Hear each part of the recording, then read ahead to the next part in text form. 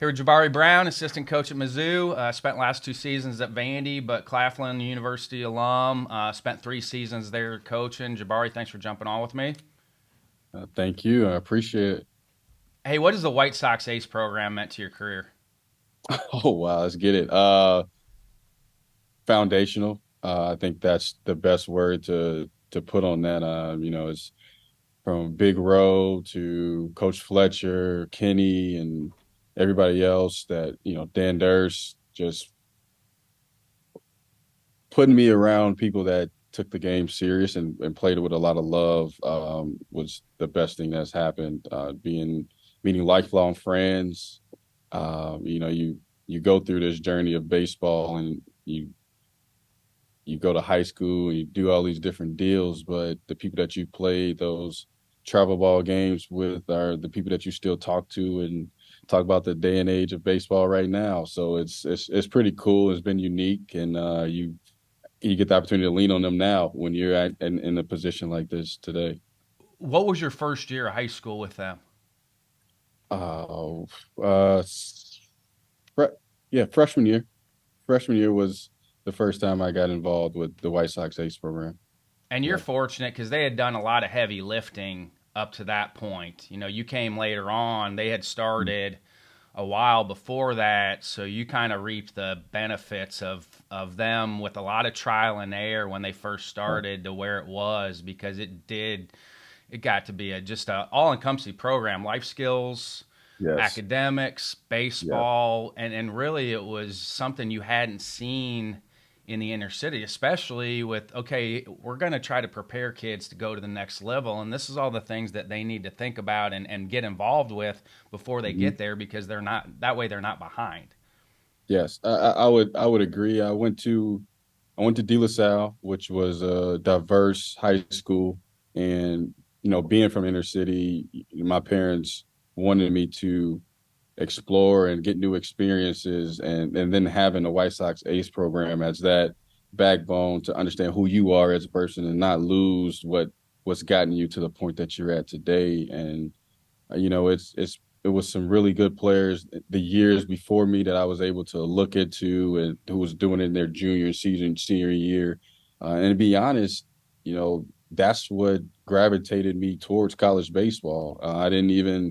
I was just playing a game. You know what I mean? Pops took me to the game. I was like, all right, I'm gonna go play a game. And then you start being around these individuals that, no, I want to go play college ball. I'm like, college? Like, what do you mean? Like, what is that? And I just wanted to play high school baseball, and whatever happened after that, it happened after that. But then you start growing and you get those goals and getting around people that, like I said, love the game of baseball and want to play it for as long as possible. And that was a cool thing for me with working the winter camps, is because you felt like, okay, you can show inner city kids like, hey, this is a possibility. Like, if you want to work at it and you want to do this is a possibility for you. This isn't lip service. Like, you have a legitimate chance of going to play college baseball somewhere. If you Yes. want to do things right and work at it, you've got a possibility. And that would, I give the ACE program a lot of credit, because nobody was doing it when they started. And, the Durst brothers, all those guys, Big Row, Hmm. Fletch, Kevin Coe, Hmm. Kenny, those Yeah. guys are like, hey, this is a possibility. We just got to introduce kids to what this actually is. And, we all love baseball, but there's just some kids out there that don't know how good baseball is. Exactly. Exactly. Yeah, it was definitely motivational, and just seeing the different levels of baseball and people that are involved in it, from coming to the winter camps and starting to introduce different skill sets that our coaches were trying to get us, like, oh dang, the college coach said the same thing that my travel coach just said, so I probably need to start listening to what's going on. Who approached you out of those guys to come play for the ACE program? I couldn't even tell you. My dad was heavily involved. I was very fortunate to have a father who wanted to put me in the best situation moving forward, and he built some really good relationships with those guys, and they still all talk to this day. So it's pretty cool watching them. So yeah, my pops did his due diligence and working the game of baseball. So Is the Catholic League the best conference in Illinois? Definitely when I play, and I think it's I'm just saying that because I coach so many Chicago Catholic League guys. That's how they talked about it. I yeah, was like, no, hey, they there's other good conferences, and you look at the yeah, state champs. It hasn't been Catholic League schools no, for it a little hasn't, bit. So but I Edwardsville's would been say running Illinois now, but for sure. I think from the Catholic League and what Simeon has done and all the other high schools in the area, they have been able to pour into baseball and not just have it as a participation sport. Uh, from what the Catholic League has done in the when I was going, I mean it was St. Rita, St. Lawrence, Fenwick, Providence, and just I mean it's similar to what's going on in SEC now. It's just like every week you gotta bring it up, you gotta show up and play. So a lot of heavy competition days with the Catholic League baseball. how'd you choose Claflin coming out of high school? Honestly, not being good enough at first, but I would say it chose me. I think that you know I had the big dream of going to these schools that everybody heard of and things they have in a dream school to go to. But you go on a visit and you talk with a coach, and then you start walking the campus and you start seeing yourself like, dang, I'm going in. I could see myself going in that door. I could see myself eating at this cafeteria. I could, the coach is talking the same things that my parents are talking about, and just I feel like I can then again be myself again, and I feel like going from De La Salle and then going to HBCU, it allowed me to grow into the man I am today and to be comfortable in my own skin. I think that high school kind of swayed a little bit, and I was able to gain that Claflin confidence that we talk about at our university. So I'm very thankful, and it's been the best decision that I've made as attending Claflin University. Did you did you decide to be on the student athletic advisory committee, or did the coaches say, "Hey, you should probably do this"?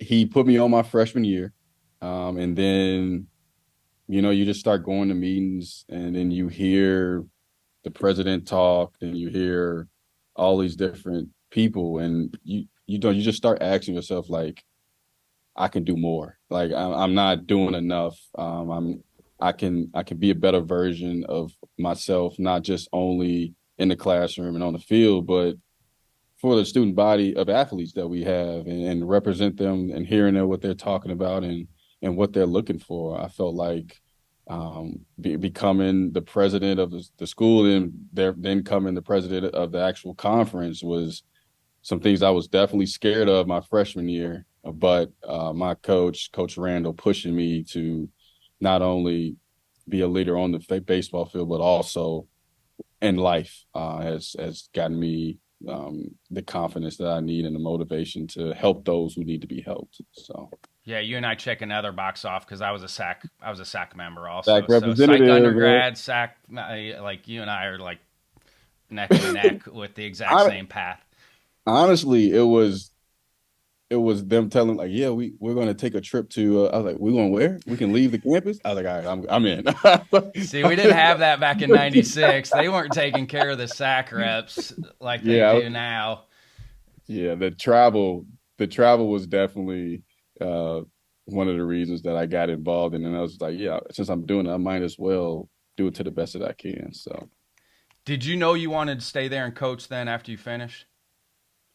no, no. My mom always told me that I'll be a coach, so I never wanted to listen to her. So I played some indie ball, and I worked a job when I was in college for a while, and I was like, I obviously never wanted to work a job. And my coach Randall was like, look, I need help. You can just, shadow and do some things around and throw some BP. And I was like, yeah, sure. While I'm still doing independent ball stuff. And, our assistant coach left, and he was like, dude, you can be my assistant coach. I'm like, man, I don't know what I'm doing, but my mom was like, I told you it was gonna happen. And then I was like, yeah, let's do it. And from first day, I was like, all right, I'm not playing anymore. I'm about to help I was the these guys. same way.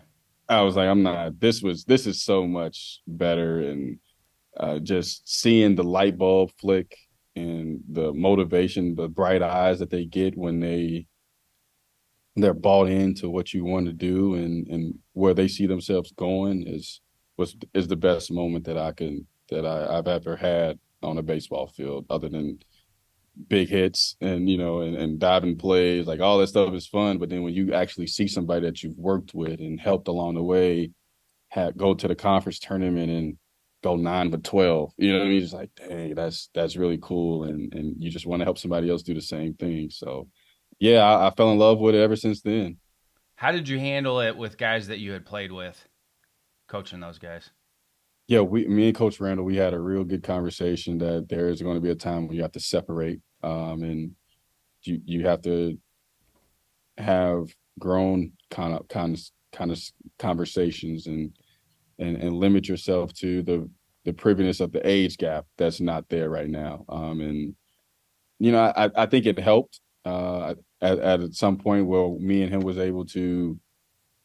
was able to help him out because he was so far down the line, and I was really close. And then he got a better understanding of what the guys are thinking, and then he would mentor me with, like, no, this is how you need to handle this situation next time. And he was very patient with me, and wanted me to be successful in the coaching arena as well. So we've had many talks. We've had conversations on the bus ride about, lineups and personalities of why this personality does better in this situation in the lineup. So it was life changing and understanding people, and being pushed to be a psych major and stuff like that, to understanding how people think has definitely helped me uh, limit the interactions of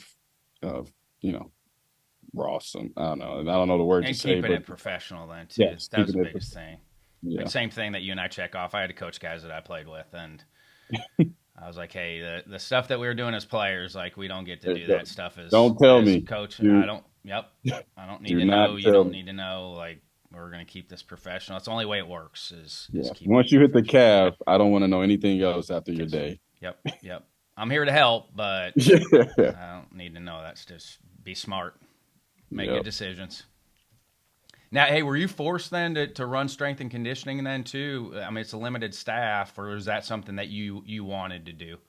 Yeah. Well, when you do something at a high level that you done when you were playing, you then want to tell them, like, if you want to be really good, you have to take the weight room seriously. And that opportunity was just because I had a real good strength and conditioning coach when I was in high school who showed me what hard work was and what type of drills to do to stay in shape.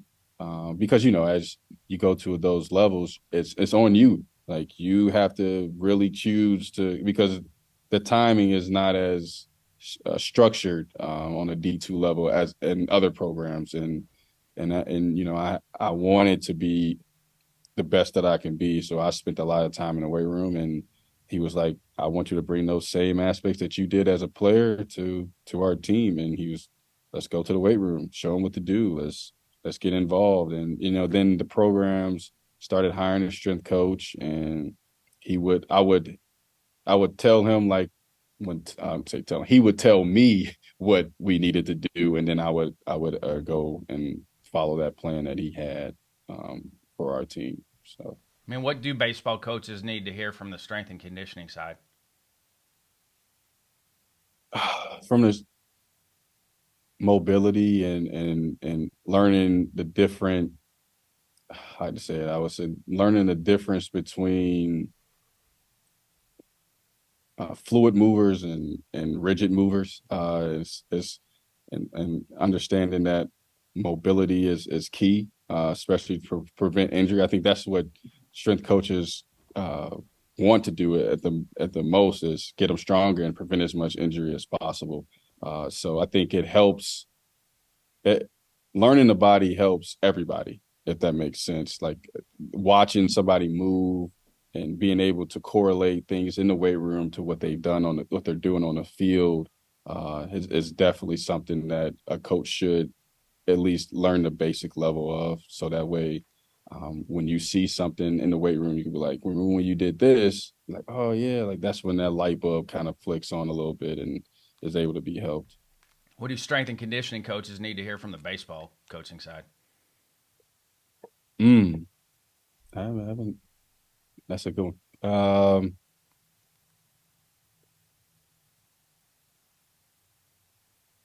They need to be on the field. That would be, I would say that's the main thing is that yes, the weight room is important, and I've been around some really good strength coaches from Vandy and now Missouri, and also actually at AKU, that they really care about the player on the field. Like we need to make sure this player is on the field to do the things that the coach is asking. So, yeah, Yeah, that's what. that was the thing. Like once they started to come hang around us, Mhm. I think it opened up their eyes to what our players actually did on the field, their type of Mhm. workload, and I think it allowed them to maybe program a little differently for our Mhm. players. And we would have weekly meetings with our strength coach and our athletic trainer also just to go over everything. But I think once they started to get around our guys in the competitive side, I think it brought a much better program in the weight room because they had actually seen what our guys are actually doing. For And sure. mobility goes into that. That's a big piece. Like, okay, this is the type of workload they're going to have this week. What Mhm. can we help them with to get their range of motion back in their arms, their shoulders, their hips? What can we do in the weight room to help them get back to, again, prevent injuries? Help them get better, but also prevent injuries. For sure. For sure. Totally agree. How'd you get connected with Tim and Maggie Corbin? My best friend, Ro Coleman. We I was at EKU and me and Ro were doing something in Nashville, and you know they've always knew of me, but they never met me. And I went to the convention, and I was on the last day. I was just watching the I forgot who was speaking, but I was texting Ro while I was watching, so I wasn't taking notes. Don't get mad at me. That's But I what the was videos are for now. so I was texting Ro, and then I looked over to my left, and I was like, "Oh man, your head coach is here. He's sitting in the front row." He's like, "Go talk to him." I'm like, "Bro, I'm not about to go interrupt Tim Corbin. like yeah, you played for him, but that's been like my idol ever since I got into the coaching realm. So I'm like, I'm not about to do that." He's like, "Dude, go up to him, talk. He knows your name. I've talked to you about him a bunch of times." So I was like, all right, I'll wait to the end. I'm not about to interrupt because if you know Corbs, he's always He's taking dialed notes. in.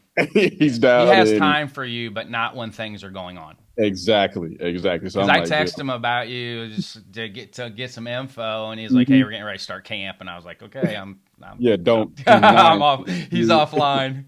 Yeah, once can't because I think it's this weekend. It's So it's like, this no. weekend." Yeah, I he's felt like, bad, like for me, even though I had no idea they have camp going on. Like as soon as he responded back, he's like, "We got camp going." I was like, I feel bad now. yeah, no. He's like, once camp is going, he's dialed, locked, not doing anything else. But to go like he finished up, and Corbs, he's gonna have 10, 15 people in line to talk to him. So I text her like, dude, I'm not. He's busy, man. I You're know lucky he's you stuck around though, because that was right. one of the things he texted back. He was like, "Hey, he introduced himself at the convention to me."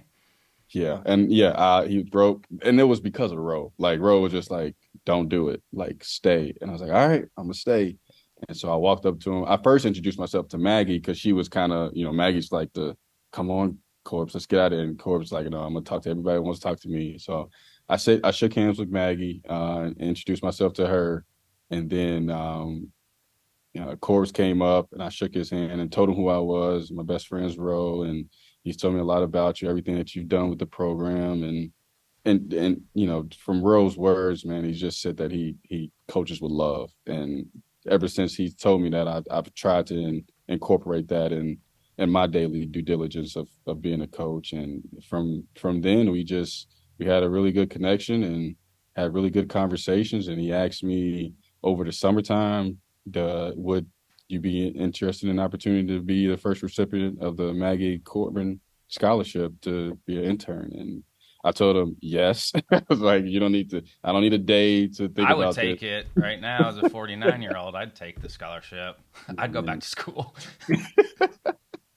and it was the best, one of the best things that since going to college and choosing Claflin and understanding what discipline and responsibility really is, it's been one of the best decisions that I've made in my life. Yeah, what were some other things that stuck out when you got there that maybe you hadn't seen before? Attention to details, just some really good people. I think that was something that I didn't expect, that I didn't know what to expect, but everybody in the building, and I've told some people, some other people that I've talked to as well with this place in Missouri, is everybody in the building wants to be there. Nobody wants to go home. Everybody wants to help the kids that's involved in the program. And now that I'm at Missouri, the same is the same as here. It's a home environment. It's a family environment.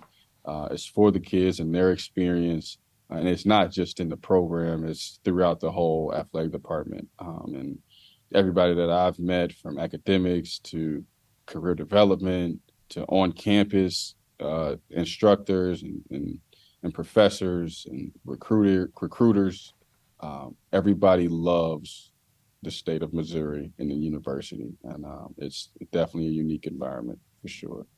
And that's both environments are similar in that regard. So when you talked to Corbs, did he tell you what you were going to be doing? Because I mean, when Corbs was like, I asked, he was like, you wrote development plans, administered defensive, offensive plans, helped with recruiting, helped with scouting. Did you know all that before you got there? No, I think I know when I got it, he was like, look, we're going to figure it out. Well, first we need to see what you can do. And we need to talk to the SEC, and we just know we want you here.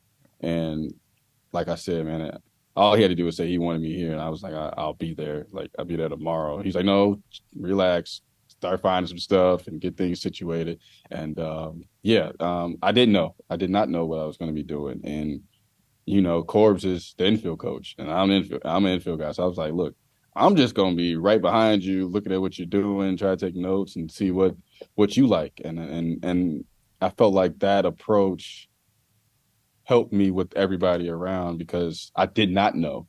I didn't know what this level of baseball looked like or was. So having that opportunity to learn from Coach Baxter, Shu, Brownie, Amy from a director of ops standpoint, Foster, even Brooks Webb. I mean, like, just everybody loved their job and they knew what their role was on an everyday basis to help the kids be successful. So, Corbs and said you did a great job with scouting. he's overdoing it. I would. Okay, yeah, I'll say yes. Okay, Yeah, I mean, if you take the I'm the same way. I yes, have a I hard would time take it. taking compliments. I Take the would, yes, compliment. If yes. Coach Corbin said you did a good job with scouting, you did a good job with Yeah, scouting. I definitely appreciate that. It was definitely a team effort.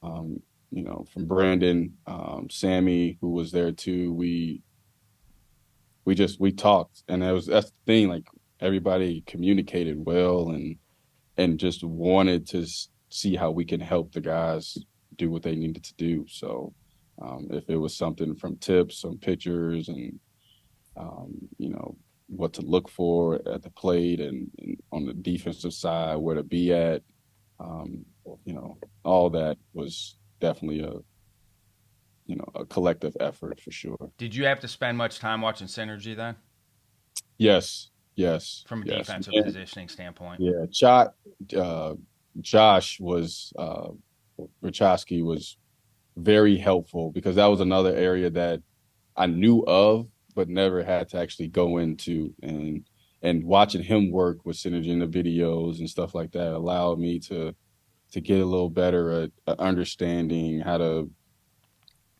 filter, Yeah, it's how to look. becoming more efficient with that. Yes, There's a yes, lot of and information you have to become because if not, you're going to waste a ton of time. yes, good, and it's good information that is just that what does the kid need to be successful versus what do I need to be successful in that situation. So just being, I think being as simple as possible was the thing that I've learned with the scouting Yeah, reports. don't overcomplicate that piece of it. No, not at all. They don't need it. They don't need 98% of it. No, no, they need what they like. Yes. Yep. They need what Hey, was he doing anything infield wise different? I mean, he's been doing infield for a long time, and you've been around some good coaches, but was he yeah. doing anything different infield wise that you hadn't seen before? The difference was it was every day. Yeah, the reps. Like that It was that's the yes, biggest thing for me is the amount of reps. yes. It's every day, and it's the focus that's bought into it, and it comes with him too because he is the head coach. He is his name at the end of the day, and guys respect him. So when he says something, and that's why I always told him like, man, I just love the way you command the room, like not in like a drill sergeant It's a way, but like presidential. It's like he's yes, got a presidential feel to yes, him sir, when he talks. yes, I'm sir. like, he reminds me of JFK. I know he's from he's from that part of the world, so he does. He reminds me of John F. Kennedy Jr. It's very very easy to understand and get the message that he wants to get communicated to the player. So yes, I would say the communication that he has and also our everyday reps of focus to doing what we need to accomplish was the thing that I've learned the most from him for sure. So with Mizzou, it's infielders, hitters. Yes, yes, sir. Now with the recruiting timeline, get ready to start. When will you guys do full team stuff? We start September 18th. That's when we start. And I think the window for recruiting starts the 15th, if I'm not mistaken. Because you still have some weather, in your part of the world up in Columbia. That you still need to start a little bit earlier, probably than Yeah, some of the just a southern, little just bit. because of the weather piece. Yeah, I think some people like you're gonna go to the cold. I'm like, all right. It's not that cold. First of all, I'm from Chicago. Iowa City's cold. Columbia is not cold. Yes, windy for sure. Cold. I'll wait to see what we got going on, but it's definitely windier here. And I think from a team standpoint, we always go south. So I'm not really worried about weather. I think the other team's going to have to be worried about weather, not us. So it'll be fun. So, and you've had individual sessions going on up to this Yes, point. sir. Yes, it's been good. It's been the guys are very curious. I think that's definitely a tribute to the last infield coach. He's I've heard really good things about him and what he did. So it's been it's really been a really good group to work with. They definitely aspire to get better every day already, and they want the freedom to be themselves on the field and also show the growth that they can accommodate themselves with. So Yeah, when you get to a new program, the best thing you can do is ask as many questions of the players. The more yes, you can ask questions of them when you get to a new place, and I had to do it a few times, when hmm you get to a new place, the best thing to do is just ask them questions about what they like, what they don't like. Not talking hmm about the previous coaching staff. Like that's not what it is. It's like, hey, no, I'm focused on you. I don't care yeah, about the previous coaching staff, what they yes, did that you did or didn't like. That doesn't hmm matter. I'm focused on you right now. What hmm are the things that you like to do? What do you feel like helped you? I hmm think that's that balance when you get to a new program, because I think with this generation of kids, they all want to badmouth the previous coaching staff, and hmm it's like, no, we're not doing no, that. Like, not I at don't care all. about the previous coaching staff. Yeah. Like, let's focus on you and trying to get you better. That's in hmm the past. Let's focus hmm on where we're at right now and start moving forward from where you're at right now. For sure, for sure. And they've been talking some good stuff. I think that when we have been working now, it's focusing on maybe a different soft focus rather than what they were accustomed to. And they've been seeing some difference, and they're enjoying it. They're enjoying the process. They're enjoying the new terminology, I guess, and understanding what it means to be successful in the game of baseball. Which, like I said, you look at the field percentage in the SEC, everybody was above 96, 97. So it's like you're not trying to recreate the wheel. They already were at a strong point. Now it's can we just keep getting better each day to stay consistent and stay on the fundamentals. And you said about Mizzou, for me in the Midwest, don't drag me anybody that's not in these three cities or hasn't been there. I think it's Columbia, Lawrence, and Iowa City for me, and maybe Lincoln. I've been to Lincoln, but don't drag me, Nebraska fans, if you're listening in. But I do feel like just from a college town setting, yes. I do feel like Lawrence, Columbia, and Iowa City are the three best in that vicinity. We went to a game last night. We had an official visit, and I was hugely impressed with the amount of support this college town, this state has for the state of Missouri, and it's been great, man. We got a big game with Kansas State coming up. It's been sold out for 2 weeks, and I can't wait to see the environment. I can't wait for the official visit guys to see what we have to offer from a college football standpoint. And there's some good rivalries out here in the Midwest, and it's a really good environment. The town is, like I said, it's home-like. Everybody is welcoming and wants you to be successful. And the conversations that we've had for the past month and a half has been nothing but great. So, love it. Do you feel like the new rules changes are going to help? I know kids are still maybe committing and it's not publicized, but do you feel like, because I think you're a good example and I'm a good example of being able to take a look later. I think the longer the process goes for most kids, the better it's going to be for coaches and for the kids, the longer it goes, because then it's closer to when they're going to show up on campus. Exactly. I think as a coach, we get a better idea of who the kid is before they get to our campus. I also feel that the player gets a better idea of what the staff is going to look like as they get closer to campus. I mean, there's so much movement in college baseball that from a player and coach standpoint that you never know but now I feel like the player has the benefit to commit to the staff and institution that they really want to go to. And, like we tell when I'm on recruiting calls is, look, the worst thing I want for you to happen is to graduate with a degree that you love. My intention is not to put you in the portal.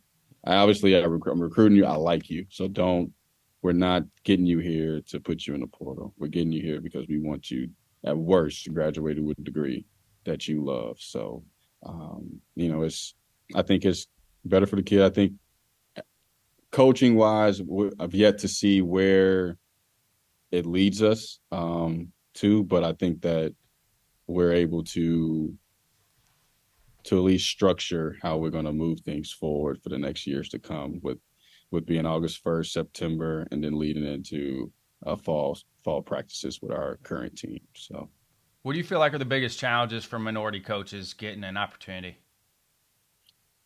Yeah, I think, it's definitely one, putting yourself out there and finding opportunities to do it. And also I think it's building relationships.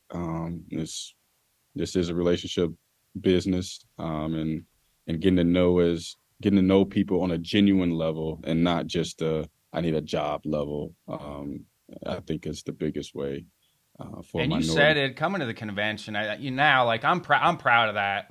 Last year in Nashville, it was noticeable. We have more minority coaches, females, blacks, Hispanics. We have way more than when I first started. I'm a 27-year member, so when I first started going to the convention, I'm proud of the fact that when you come to the convention now, it's in a good way. It's like, okay, yes, we still got a long way to go, but we're getting to the point where we need to get to. And Kerrick has a lot to do with that. Kerrick's done a tremendous job with the diversity committee. Yes. We're continuing to do things. He's done a great job in our board meetings of still shining a light on things that not that just some white coaches don't think about it. They just don't. Yes. It's not that they're not racist. They just have never thought about it. Sure. And Kerrick's done a tremendous job of bringing light to all of that. And, it's just, I'm proud of it too, the way that we're going. for sure. Yeah, I think too it's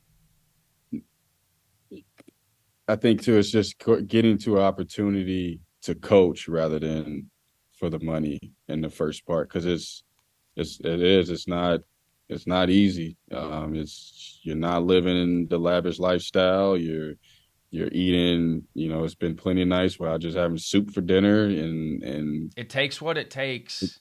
takes what it takes. It's not a It's not pretty. for everybody. I always try to stress that. I'm like, but those of us that love it, you're Yes, willing to make those sacrifices. I still bring my lunch to the office. Like I know, that's Bryce. still part of my routine. I eat peanut butter and jelly more days than I don't. That's still part of my routine. Peanut butter and jelly, carrots, like I'm a it's still calf part. guy. I'm going to the athletic calf. I'm going to the dining hall. I'm swiping the meal plan.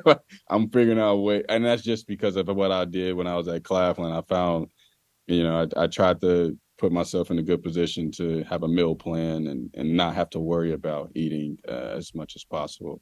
Which it's sad to say, but it's the thoughts that you have to do to simplify the life, and then it allows you to be on campus all day and be in the office, which is the crazy part. But you got to be a little crazy to do this job. So In a good way. Like the in a crazy's good way. good. Like this is what it is. Like you have Yeah, to love it. yeah. I'm lucky that my dad did it, but he told me like, hey, I was making a lot of money bartending when I first started coaching. He was like, you're not gonna be able to live this lifestyle, like, because you're not gonna have that type of money. He goes, but what you do need to do is put $25 away in a mutual Yes. fund a month. And I was Hmm. giving plasma. I was doing all this stuff per month to Hmm. scrape by, but I was Hmm. still putting $25 a month away, and that ended up being our down payment for our first house in Iowa City. Oh, Just off wow. $25 a month. It was for like 5 years. It was like 5 years I'd done it up to that point. But again, you can't live without over your means. And that's Yes. advice for anybody listening Yeah. in. I don't care how much money you make. If you can stay below your means, you're going to be okay at the end of it. You'll be Yeah. fine. Playing the long game. Yes, That's what it is a long game. it's the long. It's It's a the long long. game. It doesn't The long. seem like in the beginning, but then you look up, Oh, been doing this for a long time. You look up now, it's like, okay, that's why. But you have to make sacrifices, and God bless my wife. Like she's made sacrifices with me. hmm. It doesn't Need a always work partner. that way. If you have a partner in this thing, they have to be on board with it. It's not always easy, and there's some tough conversations with it, but it's just what it is. Hey, I was going to ask you, why is The Great Gatsby your favorite book? It was the first book I actually read. That's why. keep it keep it at a buck, keeping it real simple, man. Like I man, I do not like reading. But The Great Gatsby kept me intrigued. And just knowing the new, and it is a great book. I haven't read it in a while. Now I'm You an should audio. revisit it, honestly. Yeah. Like I've done that with some of the not the fiction books. Hmm. I'm a huge Jack Kerouac fan, the beat writers. Oh, okay. But some of his books that I read in high school, I hadn't read, and Hmm. so I'm going back and redoing some of those that spoke to me because as you get older, you have more experiences, and I'm getting different things out of them now. Right. Going Right. back And and and and the reason say that, like, that was the first book I chose to finish. yes, Not yeah, I read books in school. yep, I don't want the player that's out there listening. Yes, I did my homework. yes, I didn't like it. But yes. Gatsby was the book that I started to read on my own, and I actually finished to read on my own. But that's a good point too. Like those of us that did well in school, you didn't like every class, No, but you put the work in. Like that's a no. mentality thing too. Like I don't care if you like that class or not. You're not going to like every class that you take. Do well Hmm. in it anyway. Like that's a mentality to have. It's like, okay, do well anyway. Yes, Like sir. you're going to get a lot out of that as a person. Okay, I didn't like that class at all. I still did well in it because that carries over into the next thing about doing things that you don't like doing. Yes, sir. Yeah, I mean that's college baseball. like, Yes. we need a bunt down, and you don't want to. It needs to be done. And, it's going to class after a long weekend of bad days at the plate, and then you got to go to class the next day. It's what you got to do, and those sacrifices mean the world. Do you have a fail forward moment? Do you have something you thought was going to set you back, but looking back now, it's helped you move forward? I mean, is going to Claflin a fail forward moment because you probably thought you should have went to a Power Five school, but you went to a Division II school? And, Yeah, and by the way, there's great programs at every level. Is that a fail forward moment? I would say yes, and I would also say COVID. I didn't know if I would stay in college baseball. Um, you know,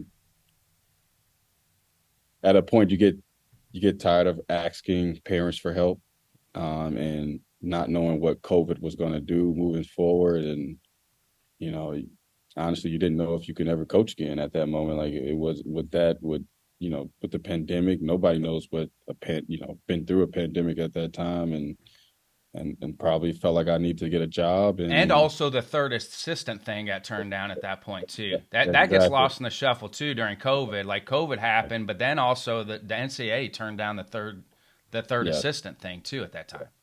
yes. So yeah, it was definitely nerve wracking. And then I got a call. I think I was in no, I wasn't in, I was in the Northwoods. Because I already had prior engagements to do with the Northwoods, and you know, asking mom for help while I was in the Northwoods. She was like, "Look, you might have to.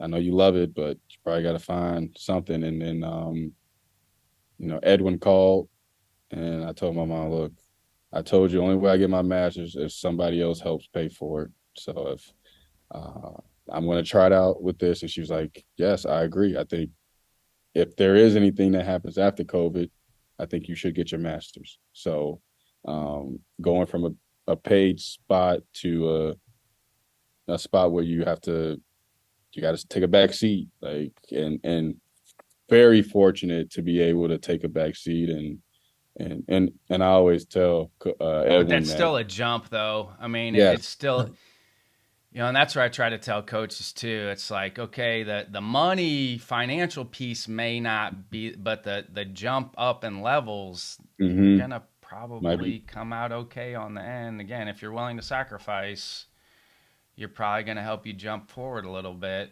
with that yeah. decision. Edwin called me. We talked for probably like a week and a half, and we got close. And he was like, "Look, I got a GA role. I would love for you to be here." And McDougal was already there, and he's a graduate from Claflin as well. So we're doing our thing from Claflin. So if you're looking to get into college baseball, go to Claflin. You At might San be Diego State now. now he's at San Diego State. So we talked. He was like, "Look, just come on board." And then Edwin left me. And then he went to Georgetown. So I was like, "Look, dude, I'm already in classes. I can't leave. I can't go nowhere."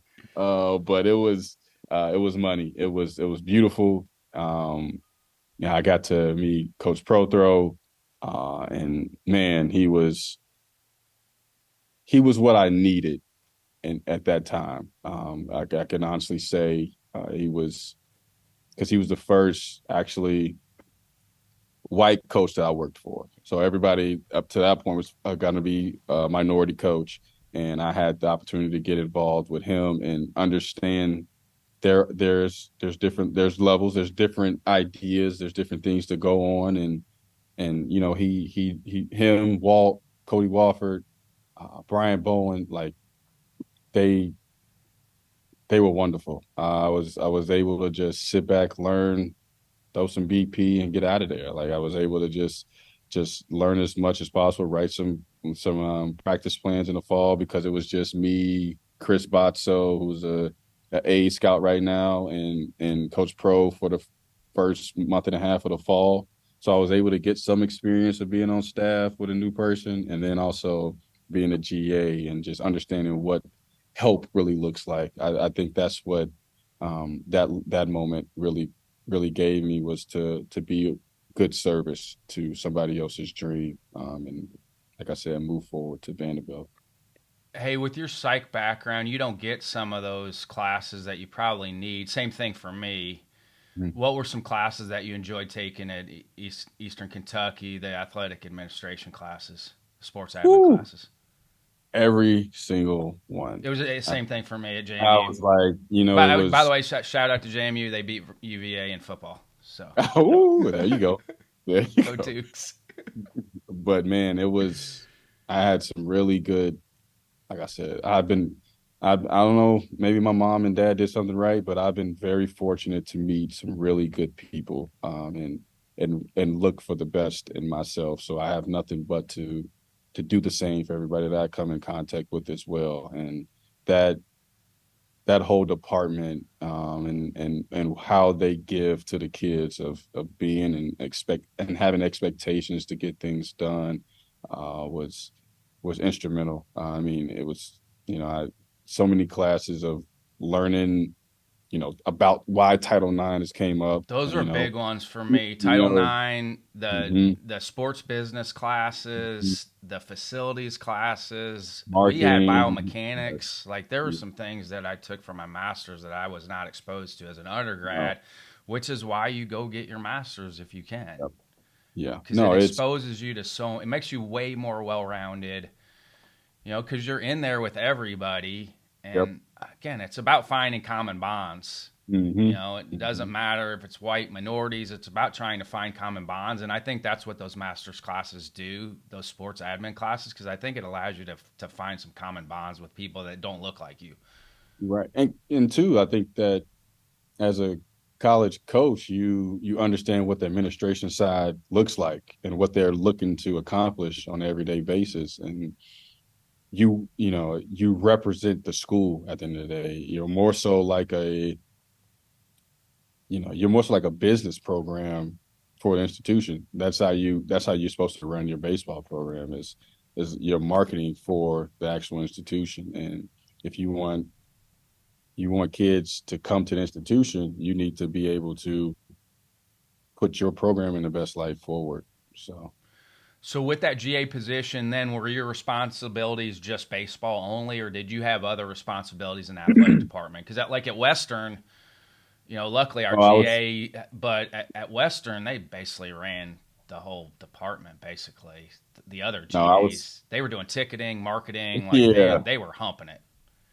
No, I was fortunate to not have to go into anything else. I think the way Edwin structured it, and the way the athletic department looked at their GA roles, they had, which Eastern Kentucky does a really good job of allowing you to explore your career path inside of their administration. So if you want to go into the sports administration side, you're going to be GAing with somebody that you want to work with and what you want to do moving forward. So I was able, like I said, just that was the part, just being able to shadow Cody Wofford as an infield coach, and be able to watch Walt do an offensive plan and how to communicate with his players, and then watch Coach Prothro, um, have that viewpoint of above just managing everything else, and making sure everything's ran appropriate, especially with COVID. It's going from, all right, we make sure these two people sit together, and make sure these, all these different things, the ideas that you have to take, into consideration when running the program, was very fortunate to see. And that's the cool thing with the universe. Like you go there to work for Edwin, he Mm-hmm. bounces, and then honestly, it's a fortunate thing that you got Yes. exposed to a different coaching staff. Like the Yes. more people that you can expose yourself to in the coaching profession just helps from a connection standpoint, but also from learning how to maybe talk different, teach Yeah. different. You just pick Yes. up so many things being around different people that, right, good and bad. Like you pick up the good and bad of all of that. For sure. For sure. Yeah. It was more so good because Yeah. they didn't do too much. Are you still working out? Yes, So what are you doing? What do you like doing? I'm a total body guy, nothing too crazy. I'm Me not too. I'm not trying to be the bodybuilder.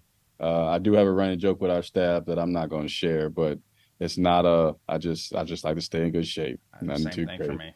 me. A lot of mobility. I'm Yeah. not trying to get myself sore. But Hmm. good for you. You stayed with. I had a hard time. I trained so hard as a player that Oh I yes. wanted. I needed to Nothing to do with get it. away from it for a while. It's the only chance I had to play Division I baseball was to put that type of work in the weight room. And Yep. once I was done playing, I was like, but I'm glad I picked it back up. Yeah. My dad, this is when I started working out again. My dad was like, "Hey man, getting a little belly over there. And I was like, all right, enough said. Enough said. Enough said.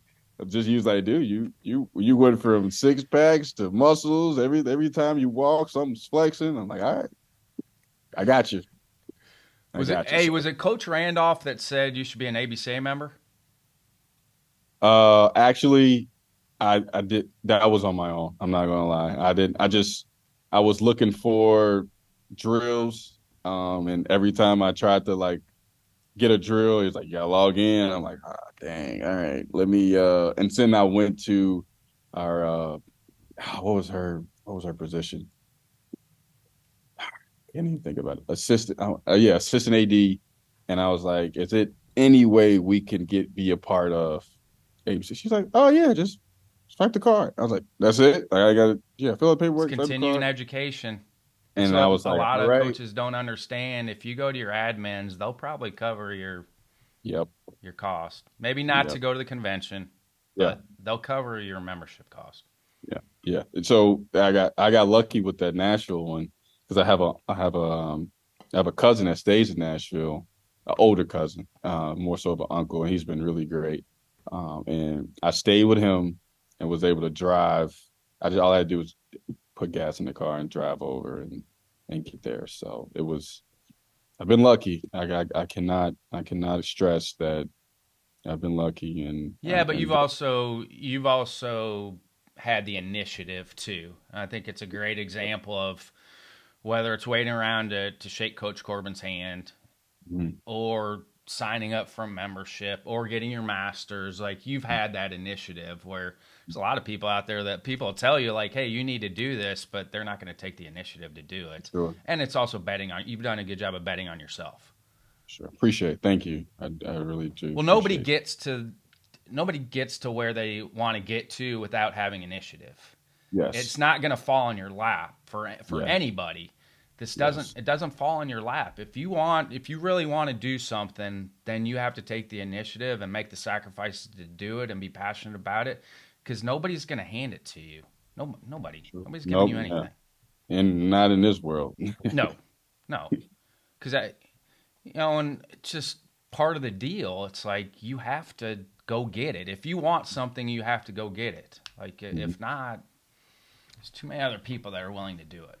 You Yeah. have to go get it. And the confidence piece as well. I've when I've walked with and talked to people that are higher achievers, they are one, they are not afraid of failure, and they are very, very confident in who they are. They just And they can they, fake it too. yeah. Like they can fake when they need to. Everybody goes through Hmm. that, everybody at some points can be like, I have no idea what I'm doing. I Hmm. still go through it as a 49-year-old. There'll be times where I'm like, I don't know what I'm doing right now, but I'm gonna fake it, and I know I'll figure it out at some point. Like I still go You know through it. more of what you're doing than not. So I don't know. I don't. It doesn't feel like it sometimes. I think parenting more than anything is where it's like I don't know what I'm doing. Like they're still alive. I know that's a good thing. My 20 and 18-year-old are still alive, but well, I hope congratulations. I appreciate it. Congratulations. I don't That's know a if lot that's of to good be days. congratulated about, but uh, all right, Coach. What are some final thoughts before I let you go, Jabari? uh First, thank you. And everybody that's obviously helped me along the way.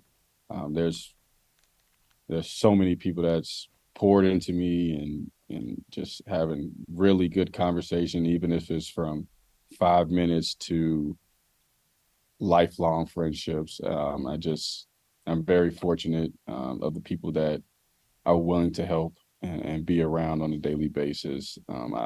I could not do this without a tribe for sure, and I'm very fortunate from the family dynamic and also my friends uh, and mentors along the way. Appreciate your time. Good luck with recruiting. Good luck this fall. Thanks, man. I Take care, guys. Today. appreciate it. I'll talk to you soon, dog.